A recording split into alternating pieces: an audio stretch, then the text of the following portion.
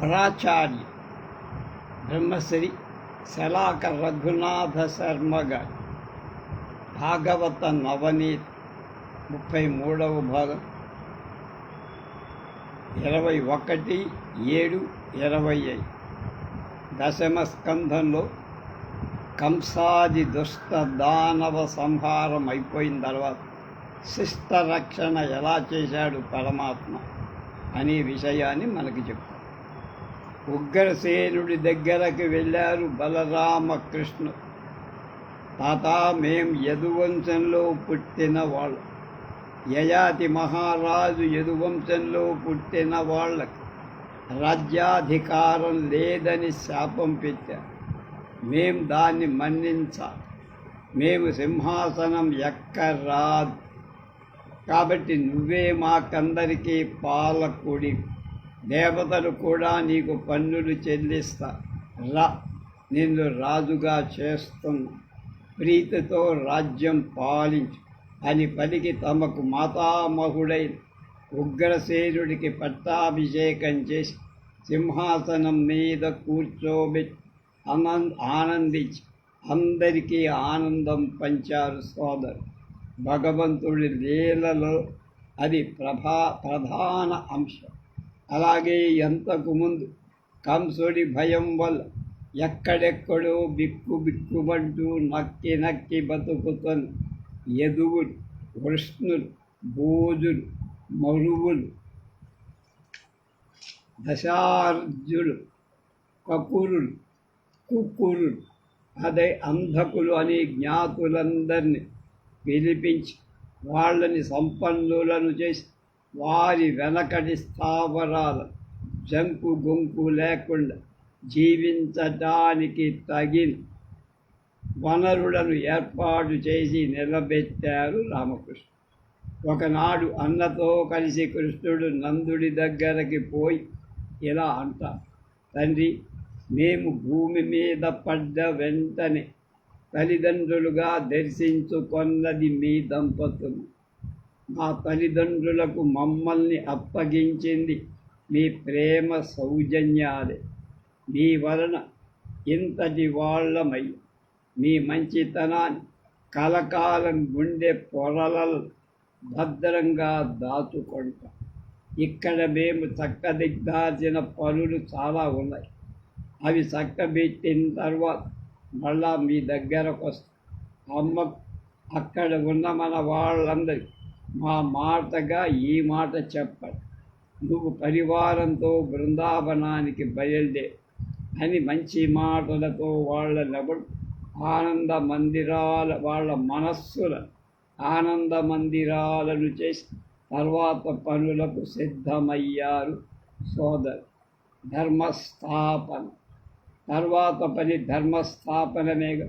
దుష్ట శిక్ష రక్షణ తర్వాత ధర్మ ప్రతిష్ట. పరీక్షణ్ మహారాజా, దానికి సంబంధించిన కొన్ని విశేషాలు వివరిస్తా విను అని సుఖయోగీంద్రుల కథనాన్ని కొనసాగించి వసుదేవుడు, కుల పురోహితుడు గర్గుడు మొదలైన ఉత్తమ విప్రులను పిలిపించి రామకృష్ణులకు సలక్షణంగా ఉపనయనం చేయించారు. దానితో వారికి ద్విజత్వం సిద్ధించి, ద్విజుడు అంటే 2 జన్మలున్నవాడు. ఉపనయన సంస్కారంతో ఏర్పడే జన్మ 2వ జన్మ. అది సుసంపన్నమైన తరువాత వసుదేవుల వారు కృష్ణ జనన సమయంలో ఇస్తానని మొక్కుకొని గోదానాది మహాకార్యాలనన్నీ ఆచరించి మాట నిలబెట్టుతారు. ఇప్పుడు బాలకృష్ణులు రామకృష్ణుడు బ్రహ్మచారులయ్యారు. బ్రహ్మంలో వేద విద్యాదులలో ప్రవృత్తి కలవారిని బ్రహ్మచారులంటారు. దానికి అనుగుణంగా సహజంగానే సర్వ విద్యా సంపూర్ణులైన శిష్టాచారాన్ని అనుసరించి గురుకులవాసం చెయ్యటాన్ని స్వయంగా పూనుకొని సాందీపని గురుకులం. గుర్వెన్ మానవులెవ్వరైన గురువాక్యోద్యుక్తులై కాని తత్పూర్వారంభం సేయబోలదనుచున్ బోధించు చందంబున సర్వజ్ఞత్వముతో జగద్గురువులై సంపూర్ణులైయుండియున్ గుర్వంగీకరణం సేయ జనిరి ఆ గోవిందుడు రాముడు. ఉర్విన్మానవులెవ్వరైన గురువాక్యోద్యుక్తులై కాని తత్పూర్వారంభం సేయబోలదనుచున్ బోధించు చందంబునన్ సర్వజ్ఞత్వముతో జగద్గురువులై సంపూర్ణులై ఉండియున్ గుర్వంగీకరణంబు సేయ జనిరు ఆ గోవిందుడు రాము. నిజానికి వాడు సర్వజ్ఞుడు, జగద్గురువులు అప్పటికి. అయినా మానవుడు గురు శిక్షణలో మెలగకుండా నిజమైన మానవత్వాన్ని పొందలేడని బోధించటానికి లోకానికి గురుకులానికి చేరుకోవటానికి సిద్ధపడి. ఇది కాశీ మహావైభవ రాశి. దానికి దగ్గరలో అవంతిపురము. అందులో సకల విద్యా విలాసి అయిన సాందీపని అనే మహాపండితుడు ఉన్నారు. అవంతిలో రామకృష్ణుడు, అవంతి అంటే ఉజ్జయినే కదా, రామకృష్ణుడు వారిని గురువుగా వరించారు. 3 కరణాల అంటే మనసా వాచా ఏ దోషం లేకుండా వాళ్ళని సేవించారు. సందీపుల వారికి సంతోషం కలిగింది.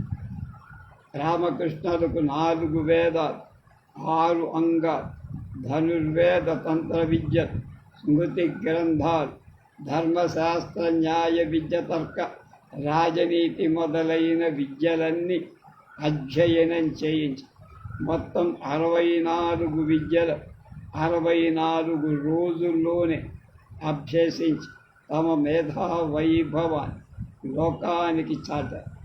అది కేవలం సంప్రదాయ సంరక్షణ కోసం చేసిన పని. గురు శిష్య న్యాయం భగవంతుడికైనా వర్తించాలి. తక్కిన వాళ్ళ విషయంలో చెప్పేదేమో అదిగా వాడు చేస్తే మనం కూడా చేస్తాం కనుక అని నిరూపించటాన్ని ఒక లీలా విశేషంగా చేశారు. గురుదక్ష శిష్యులు కృతకృత్యులయ్యారు. గురువు ఆశ్చర్య సముద్రంలో మునిగిపోయారు. మెల్లగా ధర్మపత్నితో కలిసి సాందీపని మహర్షి బలరామ శ్రీకృష్ణులతో ఇలా అన్నారు: నాయన్లారా, మేమొకసారి ప్రభాస తీర్థంలో స్నానం చేస్తున్నామయ్యా. మాతో పాటు మా అబ్బాయి కూడా సముద్ర స్నానం చేస్తున్నాడు. ఏమైందో ఏమో హఠాత్తుగా సముద్రంలో మునిగిపోయాం. మేం పుత్ర విహీనులమయ్యా. మీరు సముద్రమంత లెక్కలు దయకలవు. మీ శక్తి సంపదలకు హద్దులు. మీ గురు దంపతులకు గురు రక్షణ ఇవ్వగలరేమో ఆలోచించండి ఇవ్వాలని శాసించారు. వెంటనే రామకృష్ణుడు రథమై రయంతో రౌద్రంతో సముద్రం దగ్గర చేరారు. ఇలా అన్నారు: సాగరా, మంచి బుద్ధితో మా గురుపుత్రుణ్ణి తెచ్చి మాకివ్వు, లేకపోతే ఆగమైపోదు అని సూటిగా సముద్రుని హెచ్చరించారు. వెంటనే సముద్రుడు వారితో ఇలా అన్నారు: యదువల్లభులారా, ఇందులో నా తప్పేం లేదు. ప్రభాస తీర్థంలో ఆ విప్రకుమారుడు స్నానం చేస్తుండగా పెద్ద అల ఆ బాలుడు అతి వేగంగా గుంజుకుపోయి అతన్ని పంచజనుడనేటువంటి వాడు మింగేశాడు. అది విని వాడి స్థావరం ఎక్కడో తెలుసుకొని కృష్ణస్వామి పెద్దగా శంఖనాదం చేసి సముద్రంలోకి చొరబడి అగ్నిజ్వాలలు కక్కుతున్న వాణ్ణి సంహరించి వాడి కడుపు చీల్చాడు. అందులో గురుపుత్రుడు కనపడు. పంచజన రాక్షసుడి దేహంలో ఏర్పడిన పాంచజన్యమైన శంఖాన్ని వశం చేసుకొని అన్నతో పాటు కన్నయ్య యమపూరికి చేరారు. సంయమనీపురం రాజద్వారం దగ్గర నిలబడి ప్రళయ మేఘం ఉరుములాంటి నాదంతో శంఖాన్ని పూరించారు. యముడికి కోపం వచ్చి నా లోకానికి వచ్చి నా రాజప్రాసాదం ముందు ఏమాత్రం జంకు గుంకులు శంఖనాదం చేసిన వాడు ఎవడ్రా అనుకుంటూ రామకృష్ణులను చూశారు.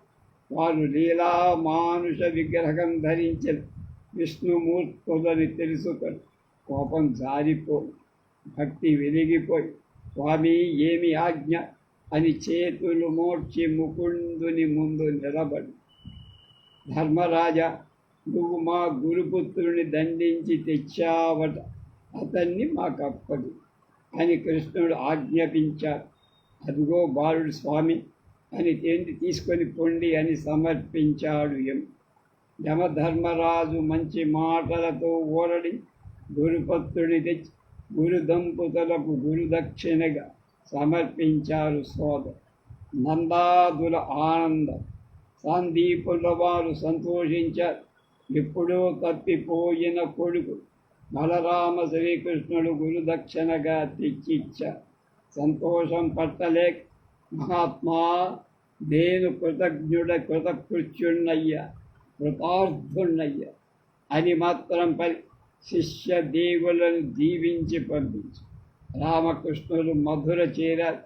కృష్ణుడు ప్రసన్నంగా పాంచజన్య నాదం చేశారు. ప్రజలు పరవశించిపోయి కృష్ణుడికి మదిలో గోపికలు కదిలాడారు. వారి హృదయాల్లో ఎప్పుడూ నన్నే నిలుపుకుంటారు, నా మాటలే మాట్లాడతారు, ఏ పని చేసినా నా సేవగానే చేస్తారు. చాలా కాలం అయ్యింది వాళ్ళని అలరించి ఎంత దీనంగా ఎదురు చూస్తున్నారు. నా మీద కోపం వచ్చిందేమో, నన్ను తిట్టుకుంటున్నారేమో, రేపల్లకు వారి పరిస్థితులు ఎలా ఉన్నాయో అని అను. మెల్లగా తన బాలసఖుడు ఉద్ధవుణ్ణి పిలిచాడు. అతడు బృహస్పతి అంతటి బుద్ధిశాలి. మెల్లగా చల్లగా కృష్ణుడు అతడితో ఇలా అన్నాడు, చూడు, అక్కడ రేపల్లెలో గోపకాంతలంతా నా కోసమే ఎదురు చూస్తూ ఉంటారు. వాళ్ళందరూ నా కోసం ఎంతగా కుమిలిపోతున్నారు. నమ్ముకున్న వాళ్ళని పట్టించుకోకపోవడం ధర్మం కాదు. నువ్వు ఒకసారి అక్కడికి వెళ్ళి ఊరడించి కృష్ణుడు తప్పక వస్తాడని, ఆశ్రిత రక్షణ అతని సహజ లక్షణమని నా సందేశంగా వాళ్ళకి చెప్పిరా అని సుందర మందహాస వదనారవిందుడై చేతిలో చెయ్యేసి నడిపించుకుని ఉద్ధవుణ్ణి సాగనంపాడు.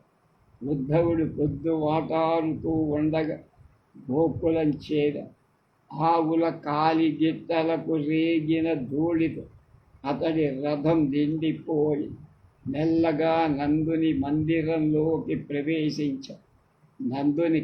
నందుని బంధుజనాలకు ప్రాణాలు లేచి వచ్చినట్లయి, ఉద్ధవ, నా ప్రాణమిత్రుడు వసుదేవుడు క్షేమమా? అతనికి అందరికీ క్షేమమే కదా. అక్కడ మా పసివాళ్ళు, మా అబ్బాయి మమ్మల్ని కలుస్తున్నారా? మా ఈ పల్లె ప్రజల గురించి, ఆవు మందల గురించి, గోపికల గురించి మాట్లాడుతూ ఉంటారా? పల్లెకు ఎప్పుడొస్తారు అని ప్రశ్నల వర్షమే కురిపించి కృష్ణ బాల లీలను తలుచుకొని మురిసిపోతున్నారు. కన్నుల నుండి యశోదకు నందుడి ఆనంద బాష్పాలు ధారాపాతంగా కారిపోతుంది.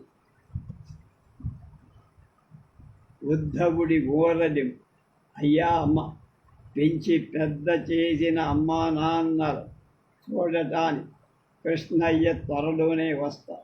నీకు అనంతమైన ఆహ్లాదాన్ని కలిగిస్తా. వగవకండి, ధైర్యంతో ఉండ.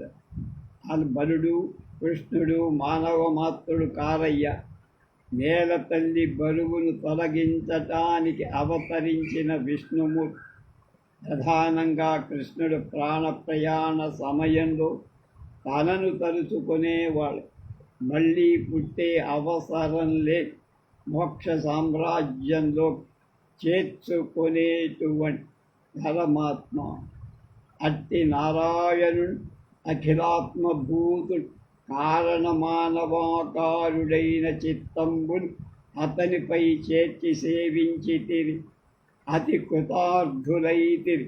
అనవరతము శోభిల్లు ఇంధన జ్యోతి చందము అఖిల భూతములందు అతనికి జననీ జనక దార సఖిపుత్ర బాంధవ శత్రు ప్రియ జనులు లేరు. జన్మ కర్మములున్న జన్మంబులును లేవు. శిష్టరక్షణంబు సేయు కొరకు గుణ విరహితుడై గుణియ సర్వరక్షణ వినాశకేలి సలుపుసు. నందనయ్య, యశోదమ్మ, కృష్ణయ్య అంటే శ్రీమన్నారాయణుడేనమ్మ. అందరికీ అన్నిటికీ ఆత్మ అయినవ ఏదో ఒక కారణం కల్పించుకొని స్వయంగా తన ఆకారం ఒకటి ఏర్పరచుకొని అవతరిస్తూ ఉంటాడు.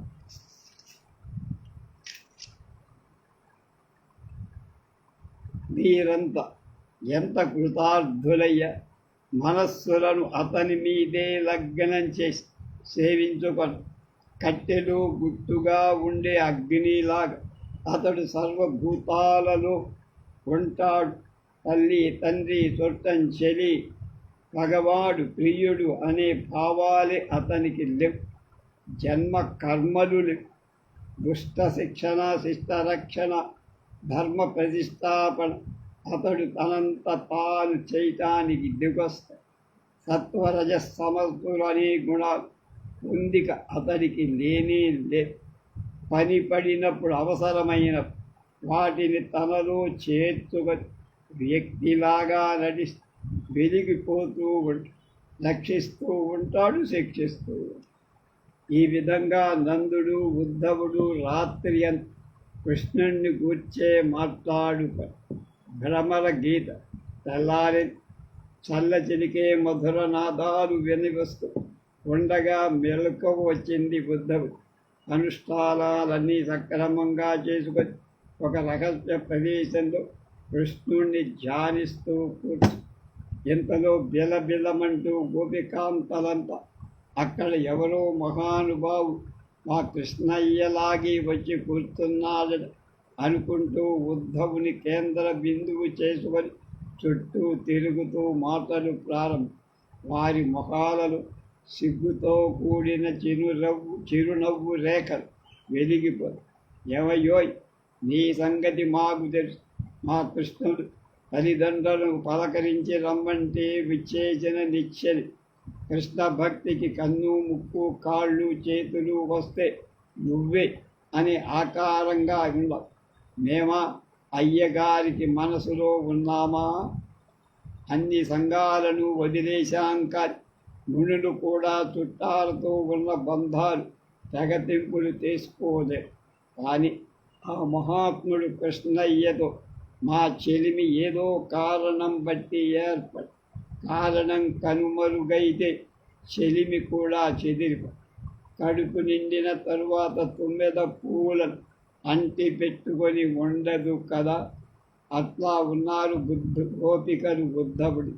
ఇంతలో ఒక గోపిక కృష్ణుడి పాదాలనే ధ్యానిస్తూ పరవశమైపోయి దైవికంగా దాని దగ్గరకు ఒక 9 వచ్చి అది కృష్ణుడు పంపిన దూతగా భావిస్తూ ఉద్ధవుడితో అన్యాపదేశంగా అంటే నెపంతో ఇలా అంటారు, భ్రమరమా, మా పాదపద్మాలు ముట్టుకో. నీ తొండం ఇప్పటికే ఎర్రబడి. ఆ ఎర్రదనానికి కారణం మాకు తెలుసు.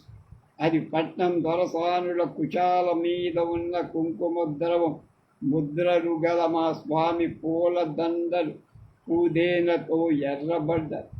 నిన్ను మన్నిస్తే ఆయనే మన్నించ. నువ్వు మమ్మల్ని వేపుకు తినటం ఎందుకు? నువ్వు ఒక పువ్వులోని మకరందాన్ని తాగుతావు, వెంటనే ఎగిరెళ్ళి మరొక పువ్వు మీద వాళ్తావు. అలాగే మా స్వామి కూడా మా యవ్వన మాధుర్యాన్నంతా కొలగు ఇప్పుడు ఇతర కాంతలను మరి మా ముఖం చూడకుండా అక్కడ కూర్చో. లేనిపోని ప్రతిష్ట ఆయనకు ఎలా దక్కిందో. ఉసై తేజి, కృష్ణుడు మంచివాడని నమ్ముతున్నావా? అతన్ని గూర్చి గొప్పని చెప్తున్నావా? ఈ కూని రాగాలతో మేం మురిసిపోతామనుకున్నావా? ఆయన వెనకటి చరిత్రలు మాకేం కొత్త కాదు కనుక ఇప్పుడు నువ్వు మా ముందు ఝుంఝుమ్మంటూ రాగాలు తీయక్కల. ఓయ్ ఆ మధురా నగరంలో ఉన్న తక్కులాడి కాంతాల దగ్గర నిక్కుతూ నీలుగుతూ పాటలు కోసి పొగరెక్కిన తుమ్మెద మా స్వామి ముఖం చేటంతా చేసుకొని నవ్వే నవ్వు కనుబొమ్మల ఎగరవేతలు చూసి ఆయనకు తమ్ము తాము సమర్పించుకోని భామలు ఎవరుంటారమ్మా? 3 లోకాలలో సర్వ స్త్రీ జాతిలో తలమాణిక్యం వంటి లక్ష్మీదేవి ఆయన పాద పద్మాలు సేవిస్తూ కూర్చుండిపో. ఇంకా మేము ఆయనకు ఒక లెక్కలోకి వస్తామా?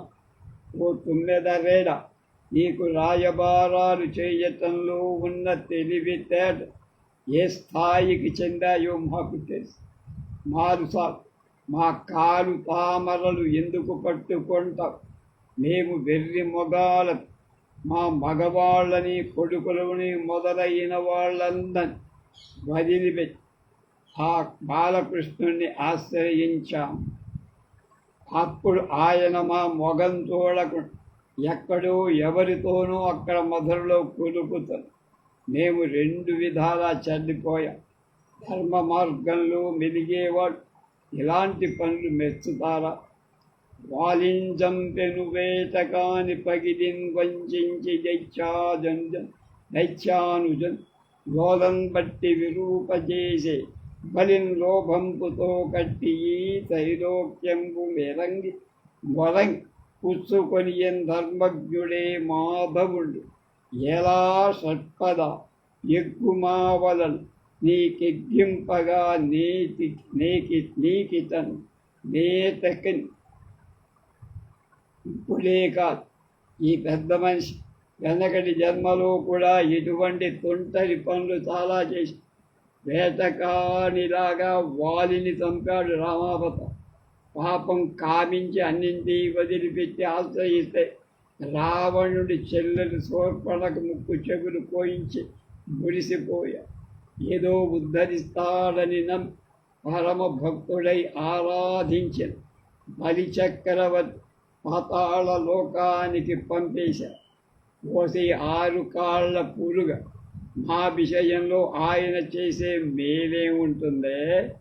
నువ్వు ఆయన ఎంతవాడు అంతవాడని మా ముందు పొగడక్కల. మళ్ళ పద్యం. వాలింజంపెను బయటకాని పగిదిన్ వంచించి దైత్యానుజన్ లోలం బట్టి విరూపచేసను బలిన్ లోభంపుతో కట్టి ఈ త్రైలోక్యంబు మొరంగి పుచ్చుకొని ధర్మజ్ఞుడే మాధవుండెలా షట్పద ఎగ్గు మా వలన నీకెగ్గింపగా నీకు. చక్కగా వింటిలో విచ్ఛేచ్ఛా విహారం చేసి పక్షులైన ఆ స్వామిని గురించి చెవులప్పగించి వింటే వాటి సర్వబంధాలు తెంచేసి ముక్తి కలిగిస్తాయి. మేము వాటికంటే తీసిపోయాము. వేటగాడు వంచనతో ఒక వింత కూత మృగాలను మోహపరిచే విధంగా కోస్తా. అవి దానితో పాటు కంటబడ బాణంతో వాటి డొక్కజించి వండుకొని తింటాం. మా పని కూడా అలాగైపో. మేము ఆయన గారి సంగీతానికి పరవశించి మా సర్వం సమర్పించుకొని ఇప్పుడు కుళ్ళి కుళ్ళి ఏడుస్తాం.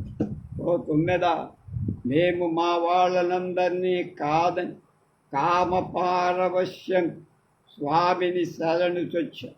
ఆయన అలాంటి మమ్మల్ని ఎడబాటు ఏడుపు సముద్రంలో ముంచి వినోదిస్తుంది. ఇది న్యాయం పాడి కాదని మీ స్వాముల వాళ్ళ కాళ్ళ మీద పడి విన్నవించు. కాంచనరత్న సంఘటిత సౌధంబులే మా కుటీరంబులు మాధవునకు.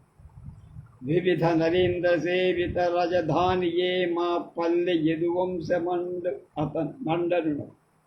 సురభిపాద లతాశోభితారామమే మా అరణ్యం సింహ మధ్యమున. కమనీయ లక్షణ గజ తురంగంబులే మా ధేనువులు కంసమర్దనుడ. రూప విభ్రమ నైపుణ్య రూఢులైన మగువలమే మేము మన్మధుడి ఏల చింతించుమము కృష్ణుడేల తలచు పృథివి అధిపులు నూతన ప్రియులు కారి. తమ్ముదా, మా ఈ పల్లె కొంపలు పట్టణాలలో ఉండే బంగారు మేడలవుతాయా? మా రేపల్లె ఎందరెందరో మహారాజులు వచ్చి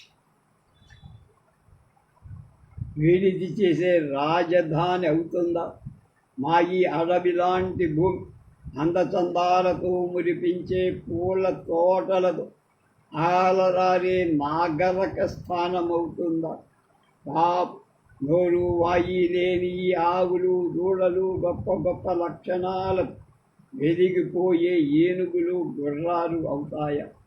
మా పల్లెటూరి మొగాలలు ఒక అందమా చందం. మేము విలాస విభ్రమాలు వెదజల్లే నగర కాంతరమవుతామా?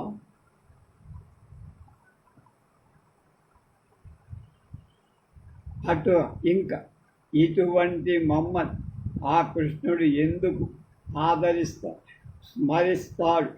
ఆ అధికులు నూతన ప్రియులు గల రాజులెప్పుడు కొత్తదనాన్ని కోరుకుంటారు కదా అని ఈ విధంగా కృష్ణ సందర్శనం కోసం మొగం వాచి ఉన్న గోపిక తుమ్మెద మీద పెట్టి ఉద్ధవుడిని కడిగి పారేసి ఉద్ధవుడి ఓదారు. ఉద్ధవుడికి కోపం రాల, దుఃఖం కలగల. గోపికల భక్తి హృదయం ఆనంద మందిరమైపోయి మెల్లగా ఇలా అన్నారు: జపదాన వ్రత హోమ సంయమ తపస్వాధ్యాయ ముఖ్యంబులు నిపుణులు కోరియునే విభున్మనములను నిల్పంగలేరట్టి సద్విపులాకారునిపై మహామహిముపై విశ్వేశుపై నీ కజ ప్రకట ధ్యానమునిట్టు నిల్చునే భవచారిత్రము చిత్రము. మళ్ళా జపదాన వ్రత హోమ సంయమ తపస్వాధ్యాయ ముఖ్యంబులన్ నిపుణులు కోరియు నే విభున్మనములను నిల్పంగలేరు అట్టి సద్విపులాకారునిపై మహామహిముపై విశ్వేశుపై నీ అజస్రపడు ధ్యానములు ఎత్తు నిల్చునే భవచారిత్రము చిత్రం. అమ్మలారా, గోపికలారా, ఆ అచ్యుతుని హృదయ పద్మలు అలంకరించుకున్న కొమ్మలారా, ఎంత ఆశ్చర్యమమ్మ! జపాత్, దానాత్, వ్రతాత్, హోమాలు, నియమనిష్టలు, తపస్సులు, వేదాధ్యయన మొదలైన వాటి అత్యంత కఠోరమైన వాటిని ఆచరించడం సాధ్యం కాని వాళ్ళ ఆధారంగా చేసుకొని ఆ విభుడు గుండెలో గుడి కట్టుకొని నిలుపుకోవటం పడరాని పాట్లు పడుతుంటారు మీరు, మహాత్ములు మీరు. కానీ వారికది గగన కుసుమమే అయిపోతాం. అలాంటి స్వామి, అలాంటి విశ్వమూర్తి, అలాంటి మహామహిముని, అలాంటి విశ్వేశు మీరు హృదయంలో పదిలంగా నిలుపుకున్నారమ్మా. ఎంత ధన్యులు మీరు! ఎంత ఆశ్చర్యమమ్మా! ఏం చరిత్ర మీది! ఉద్ధవుడు గోపికలతో మళ్ళీ అంటున్నాడు, నన్ను మీ దగ్గరికి పంపుతూ స్వామి కొన్ని మాటలు చెప్పాడమ్మా, వినండి. ఇంకా మీకు విచారం ఉండదు. ఎల్ల కార్యములకు నేను ప్రధాన కారణం కావున మీకు రమణులార కలుగదు మద్వియోగం. చరాచర రూపములలో మహాభూతములు వసించు కరణ్ ఉండు సర్వగతుండనై ఏమన ప్రాణబుద్ధి గుణేంద్రియాశ్రయుండను ఆత్మయంద ఆత్మచేనాత్మ బుట్టింతు రక్తింతు కృంతు కృషీకభూత గుణకణాకరమాత్మకు కొమరు మిగులు నిబిడ మాయానుభవమున నిత్య శుద్ధమాత్మ విజ్ఞానమయమునై యమరుణగం అమరు గుణం ప్రకృతి కార్య మనోవృత్తి బట్టి పొందు. మళ్ళా ఎల్ల కార్యములకు నేను ప్రధాన కారణము కావున మీకు రమణులార కలుగదు మద్వియోగం. చరాచర రూపములలో మహాభూతములు వసించు కరణి గుండు సర్వగతుండనై ఏ మన ప్రాణబుద్ధినై నేనమ్మ మన ప్రాణబుద్ధి గుణేంద్రియాశ్రయుండను. ఆత్మయందాత్మచే ఆత్మ గుర్తింతు రక్షింతు తృంతు కృషిక భూత గుణకర గుణ గణాకలం ఆత్మకు కొమరు మిగుల నిబిడమాయానుభవము నిత్య శుద్ధ ఆత్మవిజ్ఞానమయమునై అమరు గుణం ప్రకృతి కార్య మనోవృత్తి బట్టి పొందు. ముక్తి తత్వం మూర్తి భవించిన అమ్మాయిలార వినండి. ఏర్పడినవి అన్నిటినీ కార్యాలంట. కార్యం అనగానే దానికి కారణం ఒకటి తప్పకుండా ఈ సృష్టిలో కార్యాలన్నిటినీ నేను ప్రధాన కార్యకారణాలకు ఎప్పుడు ఎడబాటు అనేది ఉండదు. మీరంతా కార్యాల లాంటి వాడు, పనులు లాంటివాడు. మీకు కారణమైన నేను మీ నుండి ఎలా విడిగా ఉంటాను? నింగి గాలి నిప్పు నీరు నేల అని పంచభూతాలున్నాయి.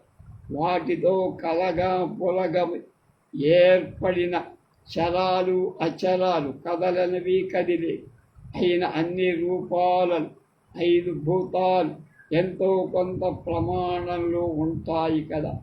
అలాగే అఖిలాండ బ్రహ్మాండ కోటి మూలమైన అన్నింటిలో అందరిలో లేకుండా ఉండటం జరుగుతుందా? ప్రకృతి ప్రతి జీవిలో మన ప్రాణ బుద్ధి గుణాలు సత్వరజస్తమ ఇంద్రియాలు కన్ను ముక్కు చెవి చర్మం నాలుక ఉంటాయి కదా. అవన్నీ నన్ను ఆశ్రయించుకోకుండా ఉండవు. అంటే వాటిలో ఉన్న చైతన్య స్వరూపం లేదు.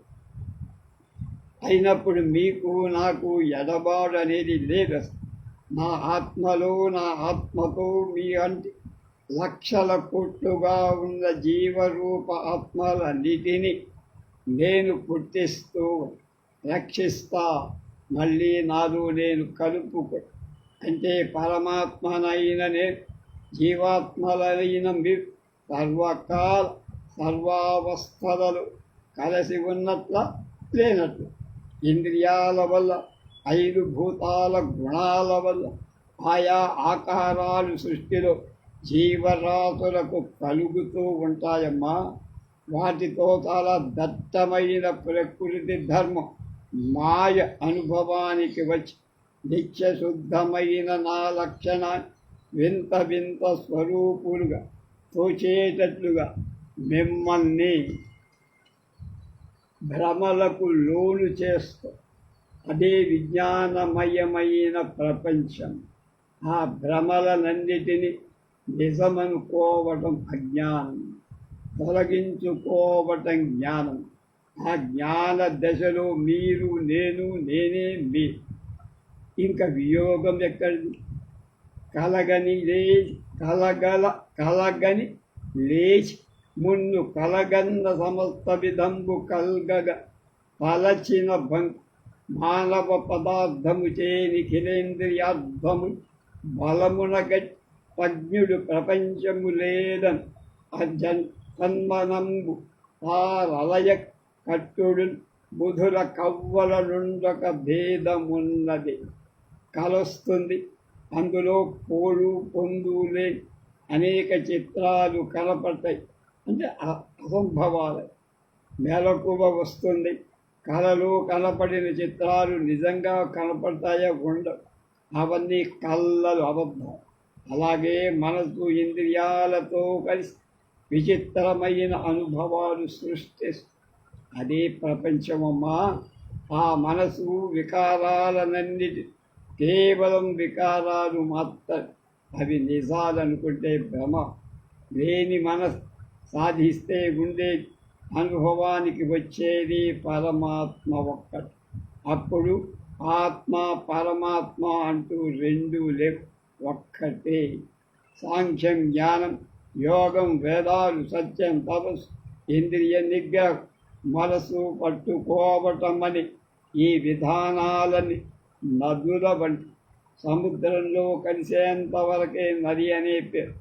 కలవంగానే తన అస్తిత్వాన్ని పోగొట్టుకొని ఇది గంగా, ఇది గోదావరి, ఈ కృష్ణ అని సముద్రంలో కలిసిన నీళ్ళని మనం గుర్తుపట్టగలమా? కట్టండి. కనుక దీన్ని గమనిస్తే మీరంటూ వ్యక్తులుగా లేరు.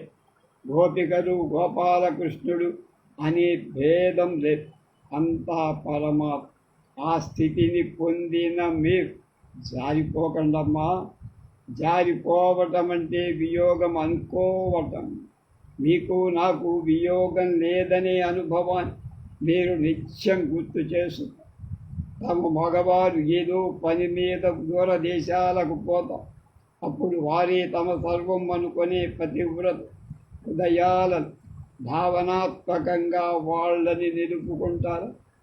అదేవిధంగా మీ హృదయాలను నిత్య నివాసం చేయటం కోసం నేను మీకు దూరంగా ఉన్నట్లు నటిస్తున్నా. నిజంగా నిత్య నిరంతర ధ్యానం చేసి మీ హృదయాలలోని మేము ఉన్నాం కదా అని తెలిసి ఆనందం అనుభవించండి. దుఃఖాన్ని దూరం చేసుకోండి. అమ్మలార, గోపికలార, ఇది సాక్షాత్తు కృష్ణ భగవాన్ మీకు బోధించిన గీతాసారం.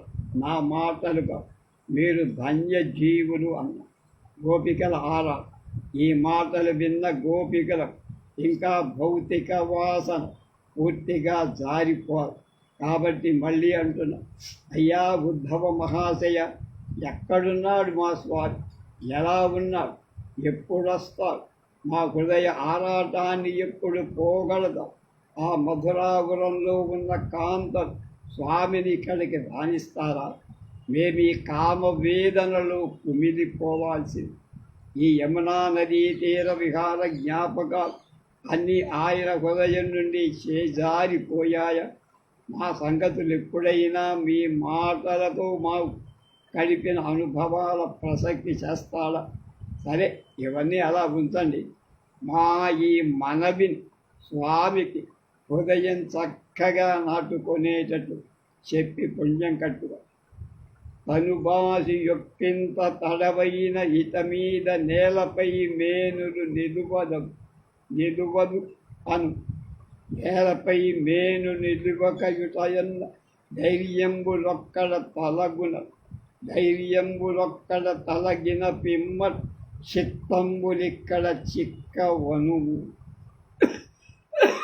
చిత్తంబులిక్కడ చిక్కక వచ్చిన ప్రాణంబులుండక పాయునను.